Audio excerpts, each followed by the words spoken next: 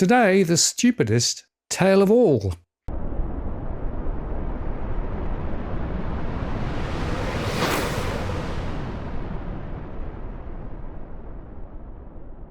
Hello again, it's Martin North from Digital Finance Analytics, world latest posts covering finance and property news. Once upon a time, in the land down under, there was a government who promised to build 1.2 million homes over 5 years, or 240,000 per year, or 60,000 homes per quarter. And he huffed and he puffed, but despite everything, the best he could manage, at least in the year to March 2024, was 162,600 home approvals. That's around 77,000 lower than the Albanese government's target, and the lowest level since March 2013. Dwelling construction has collapsed to at least decade lows, at the same time as population growth has surged by a record 660,000 or thereabouts. And of course, here lays the underlying reason why Australia is experiencing its worst ever rental crisis, with vacancy rates at record lows and rental prices soaring. The ABS said that the total number of dwellings approved rose 1.9% in March, that's seasonally adjusted, after a 0.9% decrease in February. Approvals of private houses rose 3.8%, while approvals for private sector dwellings excluding houses rose 3.6% in March, again in seasonally adjusted terms, following a 12-year low in February. As I said before, the high-rise sector contained in the non-house sector is always more lumpy and volatile. Total dwelling approvals rose in Victoria up 3.2%, and Western Australia up 1.5%. It dropped in Tasmania, down 18.1%, South Australia down 7%, Queensland down 5.2%, and New South Wales down 1.2% in March. And approvals for private sector houses rose in Victoria up 6%, New South Wales up 4%, Queensland up 3.2%, and South Australia up 1.1%. Only Western Australia saw a decrease, down 1.8%.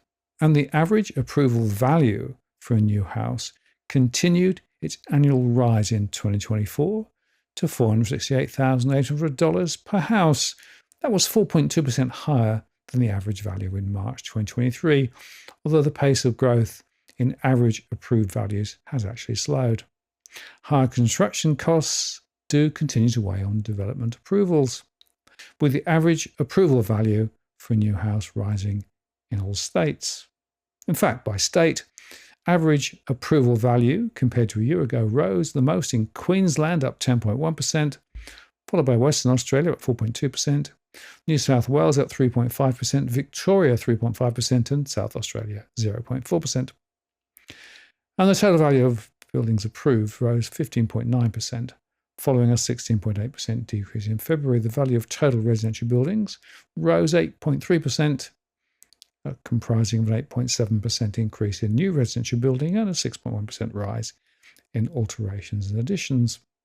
And by the way, the value of non-residential building rose 28.7% after a 16.8% fall in February. But a deeper dive into Victoria once again tells the same story. Recall that shortly before resigning as Victorian Premier, Daniel Andrews announced a 10-year goal of building 800,000 homes across the state, which equates to 80,000 dwellings each year. In fact, Victoria has never built more than 70,730 new homes in the calendar year, so meeting the 80,000 target would necessitate a major increase in construction activity. And once again, the figures are trending in the wrong direction. In fact, Victoria's dwelling approvals have crashed, with only 51,336 dwelling approvals for construction in the year to March 2024. That's around 29,000 less than the 80,000 target, and this was the lowest yearly dwelling approval figure for Victoria in the decade. Now, it's worth remembering Victoria's population is also rapidly increasing, with 192,000 new arrivals in the year to September 2023, including 161,800 from net overseas migration. The REIV director, Richard Sampson, told the AFR that difficulties of obtaining suitable land, as well as the supply constraints on labour and building materials, will render the targets unachievable. And he added that the problem is being turbocharged by the fact that we've got a significant inflow of migrants to Australia, many of whom are coming to Victoria. They need somewhere to live. And the Urban Development Institute of Australia's Victorian boss, Linda Allison, warns that Victoria's competitive prosperity are in jeopardy as demand for housing increasingly outpaces supply, leading to unattainable housing prices and a severely overheated rental market. The supply situation in Victoria is likely to worsen, in fact, as the state government's big build infrastructure program sucks construction workers and traders away from housing construction. For example, the state government ignored the advice of infrastructure experts and has signed contracts to build the suburban rail loop. That's a 90-kilometre rail tunnel around Melbourne middle ring suburbs that's estimated to cost $200 billion. And as noted by the urban developer, Victoria's Suburban Rail Loop East is moving forward with the Expressions of Interest campaign to build 6 underground stations. The first of the 2 contracts, the station's North package, comprising the Box Hill, Burwood and Glen Waverley stations, will be awarded in 2026, followed by the station's South package, Monash, Clayton and Cheltenham stations. So the notion that Victoria can build 80,000 homes each year for 10 years is totally absurd, given the state government has devoted the majority of the state's construction resources to its big build infrastructure projects, which will eat up available personnel, equipment and materials. And meanwhile, demand for housing will continue to skyrocket to extreme net overseas migration. The Victorian government projects that the state's population will swell to, wait for it, 11.2 million people by 2056, with Melbourne's population growing to 9 million. And the Housing Industry Association said in their release that the national mismatch between the rising demand for migration and constraints on the supply of housing is likely to see the acute shortage of housing stock continue to deteriorate. High-density housing development is being constrained by labour, material and finance costs and uncertainties, as well as cumbersome planning rules and punitive taxes, especially on foreign investors.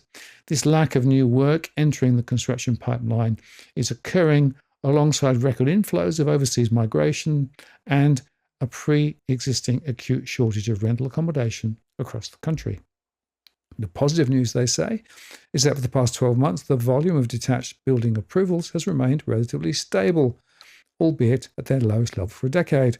There is growing evidence that the volume of new detached homes commencing construction will reach a trough in 2024, albeit at the lowest level since 2012.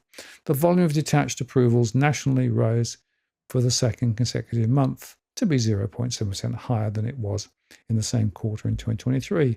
Rising interest rates is a key factor slowing building activity, but there is an increased divergence evident in some states. Those able to deliver low-cost land are seeing more modest slowing in activity. And approvals for new houses in Western Australia contrasts with the rest of the country and have been increasing steadily since the middle of 2023. House approvals in Western Australia are now 33.2% higher than in the same quarter of the previous year. So it is possible to build the Australian government's target of 1.2 million homes over the next 5 years, but, they say, it will require significant lowering of taxes on home building, easing pressures on construction costs, and decreasing land costs. Well, it's probably not going to happen, especially given that the data from the Australian Securities Investment Commission showed a big jump in external administrations in March, with more than 7,700 firms going under in the 9 months to the 31st of March 2024. And within that, construction continues to lead the nation's insolvencies, with more than 2,100 firms going under in those same 9 months to the 31st of March. That's a 34% increase in the same period in 2023 and 155% above the 2022 levels. Home builders in particular are facing harsh economic headwinds. And indeed, CBA recently published data showing that Australian residential construction costs have soared by between 30 and 40% since the beginning of the pandemic. At the same time that construction costs have soared, land prices have also hyperinflated. This chart from Domain shows that the price per square metre has risen by between 33% in Melbourne and 58% in Brisbane, across the 5 major capitals. The only way to solve Australia's housing shortage is to reduce net overseas migration to historical levels of less than 120,000 per year. Net overseas migration must be lowered below the nation's ability to build housing and infrastructure. If we did that, then we could move from Albo's fairy tales to something more realistic, despite the reality that new construction will continue to grind lower while existing projects are taking ever longer to complete. So it is truly a fine mess, created by at least 20 years of bad policy, but frankly, Albo is chief fairy on top of the tree. It's time for mass policy change, otherwise population demand will forever exceed supply, and many ordinary Australians will be left literally out in the cold. Now, if you're buying your home in Sydney's contentious market, you don't need to stand alone. This is the time you need to have Edwin Almeida from Ribbon Property Consultants standing alongside you. Buying a property is both challenging and adversarial. The vendor has a professional on their side. Emotions run high, price discovery and price transparency are hard to find, and then there's the wasted time and financial investments that you make. Edwin understands your needs, so why not engage a licensed professional to stand alongside you? With RPC, you know you have experience, knowledge, and master negotiators looking after your best interests. So shoot Ribbon an email at info@ribbonproperty.com.au, and if you use the promo code DFAWTW/Martin, you can get a 10% discount offer. I'm Martin North from Digital Finance Analytics. Many thanks for watching, and I'll see you again next time.